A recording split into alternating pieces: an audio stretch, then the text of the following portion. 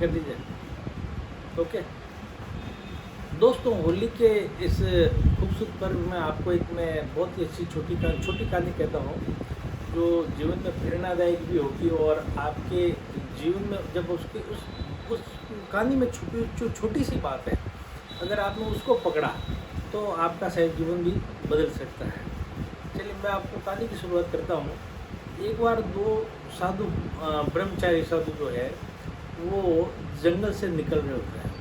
जब वो जंगल के बीच में से निकल रहे होते हैं तो वो एक नदी को जैसे ही पार करने लगते हैं तो वहाँ पर एक लड़की खड़ी होती है और वो भी नदी पार करना चाहती है, लेकिन पानी का जो वेग होता है उससे वो डरती है और वो पार नहीं कर पाती।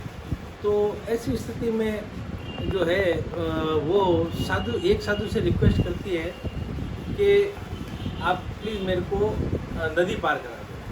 तो दोनों साधु पहले तो एक दूसरे को देखने लगते हैं, लेकिन उनमें से एक साधु जो है वो उस लड़की को अपने कंधे पर बैठाकर उस नदी को पार करा देता है। नदी को पार करने के बाद में वो लड़की अपने गांव की ओर चली जाती है और दोनों साधु आगे जंगल की ओर निकल जाते हैं।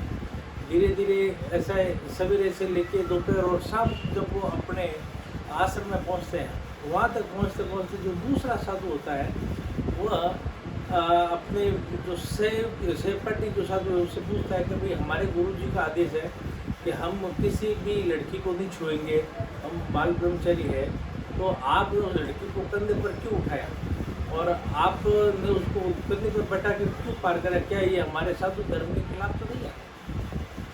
तो दूसरा जो साधु जिसने अपने कंधे पर बैठाया वह उसकी ओर मुस्कुराते हुए बोलता है कि मैंने तो उस लड़की को नदी पार कराने के बाद ही उतार दिया था, पर मुझे आश्चर्य तुम अभी तक उसको अपने कंधे पर बैठे हुए हो। तो बात छोटी है, आप इस शब्द की गहराई में सुनना कि अब तक तुम उसको कंधे पर बैठाए हो, यानी कि वो चाहता तो उस समय नदी पार करके ही ये बात कर सकता था, लेकिन शाम तक उसने अपने मन में अपने विचारों में उस बात को कितना घुमाया, कितने तरीके के उसमें ऊपर नीचे अपने अवलोकन किए, अपने बातों को सोचा होगा, अपने दृष्टिकोण से उसने कई तरीके की थॉट्स और उस साधु के प्रति हो सकता है नेगेटिव और कई तरीके की जो उसकी जिज्ञासाएँ हैं, अननोन जिज्ञासाएँ वो और आई। लेकिन जब शाम तक उससे रहा ना गया तो उसका बवंडर फूटा और उसने ये पूछा।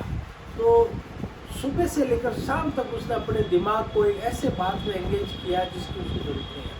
तो हमें इस बात को समझना होगा कि हमारे दिमाग में, हमारे मन में भी कई जो है बहुत सारे ऐसे अनावश्यक बोझ तो नहीं है जिन बोझ को हम आज तक ढो रहे हैं और जिसकी वजह से ढो रहे हैं वो आनंद से जी रहे हैं और हम अनावश्यक उस बोझ को ढोए जा रहे हैं। इस होली के अवसर पर मैं उम्मीद करता हूँ कि आप उन सब बोझ को निकाल कर आज होलिका में दहन कर देंगे और अपने मन को नए स्वरूप में, नए जीवन की ओर आगे बढ़ाएंगे। होली के अवसर पर मैं आप सबको बहुत बहुत धन्यवाद और बहुत बहुत शुक्रिया कहता हूँ और आप आगे बढ़ें और उस तरीके के और इस मन में छुपे हुए उन बोझों को निकाल कर आज ही स्वागत करें। बहुत बहुत धन्यवाद। जय भारत।